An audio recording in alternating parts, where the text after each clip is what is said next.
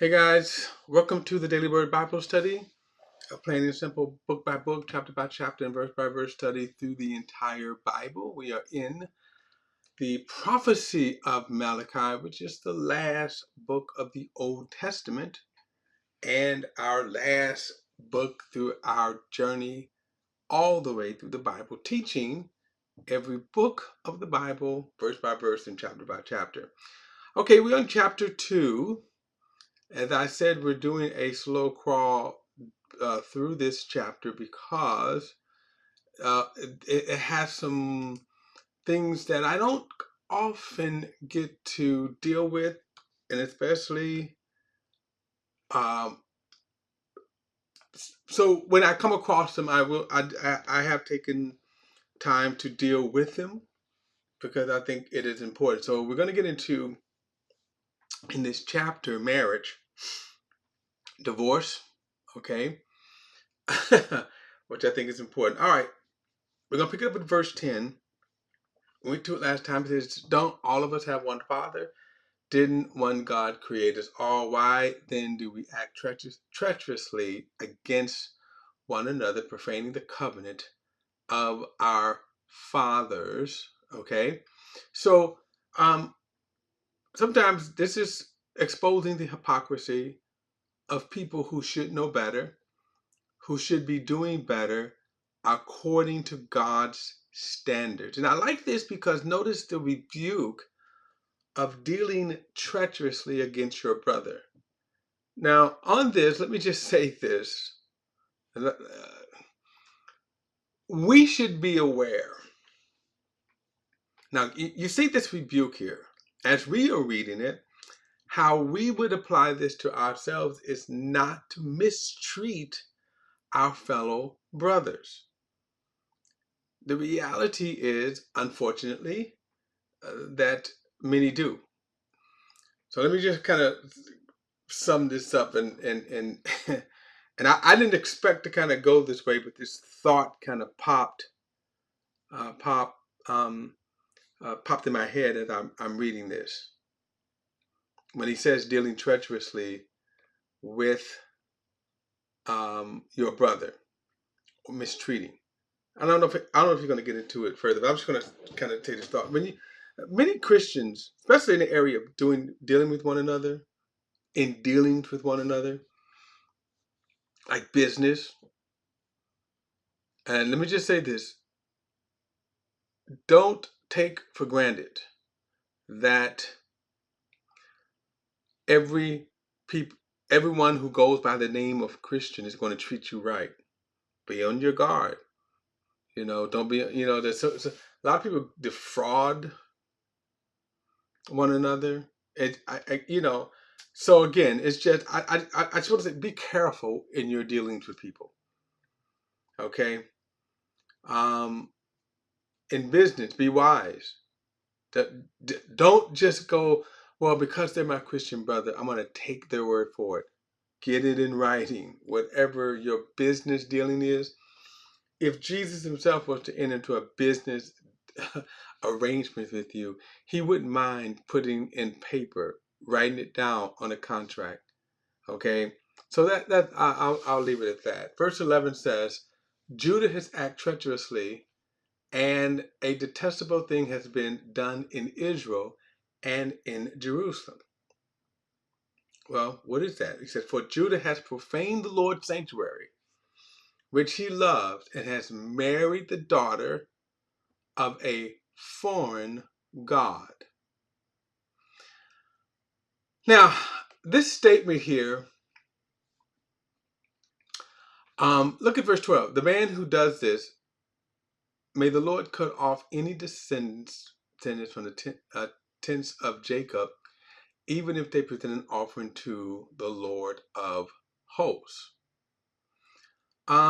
So this issue came up in the book of Ezra. Okay, um, and remember I said in an earlier statement about God criticizing um, criticizing the Israelites for mixed marriages. And then I said at the time, when we talk about mixed marriages, let's be very clear what we mean by mixed marriages. Okay. Now I said this, obviously you could say as a clickbait, right? Get your attention. And what I certainly don't mean is interracial marriage, which is funny because um, I'm trying to find where I'm going to go with this too. Okay, so like I said, I want to deal with this subject here, and with the thought of interracial marriage today. And so, what is the difference? Notice what he says right here. For Judah has profaned the Lord's sanctuary, which he loved, and has married the daughter of a foreign god. And then he says, to the man who does this, may the Lord cut off descendants from the tents of Jacob, even if they present an offering to the Lord. Now, there's a couple of things about this, how you can look at this. If you're referring to Judah as the nation, as the tribe that has fallen back into pagan practices, in other words, spiritual adultery. Okay, but I think he clarified it in verse 12 when he says, "The man who does this may the Lord cut off any descendants from their tents." In other words, he's marrying foreign wives. Now, let me show you this here in Ezra. And this is, by the way, Malachi, Haggai, Zechariah, Ezra, Nehemiah, and then even Esther, but they are all around the same time frame. Okay, so let's take a look at this. And again, you can. And by the way, so this is the same time frame. Now, you remember when I said that one of the reasons why I read the scriptures chronologically is because I read the Old Testament prophets, whether minor or major, chronologically, because I wanted you to get the feel of the time of the prophecy. So Ezra, this is around the same time as Malachi. Ezra may have even known Malachi. Okay. So in verse 9, he says, after these things have been done, the leaders approached me and said, the people of Israel, the priests, the Levi, have not separated themselves from the surrounding peoples whose detestable practice are like those of the Canaanites, Hittites, Perizzites, Jebusites, Ammonites, Moabites, Egyptians, and the Amorites. Indeed, the Israelite men have taken some of their daughters as wives for themselves and their son, so that the holy seed has become mixed with the surrounding peoples. The leaders and officials have taken the lead in this unfaithfulness. And when I heard this report, I tore my tunic and robe and pulled out some of the hair on my head and our beard. I sat down devastated. Now, this would be Ezra. Now, look, I want you to look at the paragraph here. So verses 1 all the way down to 3, is it right? So first, what had happened during the 70-year exile, and especially with Israel, the northern kingdom. So if you go all the way back to Solomon's son, Rehoboam, and his foolishness, he caused the split of the nations. So the northern kingdoms, the 10 tribes of Israel, and then the southern kingdom was for two tribes, which was Benjamin and Judah. Now, the reason why I'm saying that is because both the whole nation was engrossed in sin, but the northern kingdom, they fell first. So the northern kingdom, when they did separate, their capital was Samaria. And then, of course, Jerusalem was the southern kingdom capital. Okay. The northern kingdom fell first to the Assyrians, which was by God's decree. The Assyrians came and deported the northern kingdom Israelites to Assyria. Now, after that, the Assyrians begin to move some of their people in, some of the surrounding people into the northern kingdom area. So now, after the exile, these people have been living in the land, and notice he said, these are some of these people that begin to contaminate then the Israelites. He says these practicables, these detestable practices were like those of the Canaanites, the Hittites, Perizzites, Jebusites, the Ammonites, Moabites, Egyptians, and Amorites. Now you have to kind of also go back that when God commanded the Israelites to be holy, the word holy is really to be separated unto. So the word holy can apply to people, places, and things, right? And the idea is that it is exclusively set apart from God. The idea of holy itself doesn't mean pure. It is pure because that's what you have to separate unto God. The meaning itself means to be separated. So when God created, when we talked about this last time, God creating the nation, they were a holy nation. So the nation itself was separated from the world, and it should have been. They were separated from the world. And then God said, do not mix with them. Do not let your sons and daughters marry them, because they are wicked beyond belief. The pagan practices are wicked. So when you think about the Canaanites, Hittites, all of these nations here, they were wicked beyond belief. And oftentimes the sexual perversion, the idolatry, the violence, wicked beyond belief. And so when God says do not mix, this is what he was referring to, and this is why he was saying don't mix with these people. And so when you see from time to time they would mix, then I'm going to go to when they would mix. Let's see. Here we go. Let's see. I'm not going to read all of this, but whenever you see this with Solomon, the 1,000 women that he had married, and plus I think it was 700 wives, 300 concubines, but all from different nations. They corrupted his heart and turned him from God. Okay, which is why God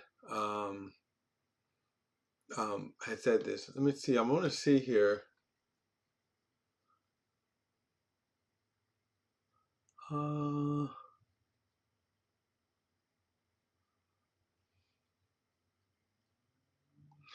All right. So as a result of this, I'm not going to go through this whole chapter. Actually, we have studied Ezra, so it is we studied this, and uh, I'm trying to think where Ezra, kind of went berserk on them, and we really rebuked them. And let me show you how harsh he was on this. It says, they circulated a proclamation throughout Judah and Jerusalem that all the exiles should gather at Jerusalem. Whoever did not come but in 3 days would forfeit its possessions according to the decision of the leaders and elders, and would be excluded from the assembly of the exiles. So this is kind of, you're going to lose your goods. So all the men of Judah and Benjamin gathered in Jerusalem within 3 days, and on the 20th day of the 29th month, all the people sat in the square of the house of God, trembling because of the matter and because of the heavy rain. So he made them sit out in the rain. All right, they was in the outer court. Notice they sat in the rain. So then he says, then Ezra the priest stood up and said to you, you have been unfaithful by marrying foreign women, adding to Israel's guilt. Therefore, make a confession to Yahweh, the God of your father, then do his will. Separate yourselves from the surrounding peoples and your foreign gods. So again, they became engrossed in all of the pagan nations that God condemned. So let me just kind of make this clear. Let me make this clear, because there was a very disgusting thing that happened in especially the Christian church in America. As I said the last time, one of the worst stains. This is one of the reasons why you see the white evangelicals, white Christian nationalists, right? But then you expand that to the conservative, white conservatives. One of the reasons why they hate things such as CRT, okay? And now you hear these other buzzwords, DEI and all that. The reason why you hear that they push back against that is because they do not want to talk about the horrible history in America, the racism in America. They don't want to talk about that. So they'll do anything to deflect from that. And one of the things that they said, America's racism that led to slavery and Jim Crow. And you have to go back and see how horrible Jim Crow was. Even the effect of it still exists today in the minds, because sometimes these things are generationally passed on. But it was so brutal. Black people, when they would meet white people in the town square, would not even look them in the eye. They would walk around them even if they had to step in the street. So they don't want to talk about that. Now, it's worse in the church. When you have the house, so-called house of God, so-called Christian church, so-called Christian universities that actually promoted the segregation of the races. You had every single denomination, every single one of them, that supported slavery. The Southern Baptist was founded on the support of slavery. The Ku Klux Klan could be a member of any Southern Baptist church. And yet they held this position. They held this ideal as a Christian church. Now, why? See why? Okay. And I'm going to pick up with this next time and continue it. Why do you think they held to that ideology? And I'm going to share with you in the next video. The reason. I'll probably, you know what? I'll share it now, and then I'll get into it in the next video.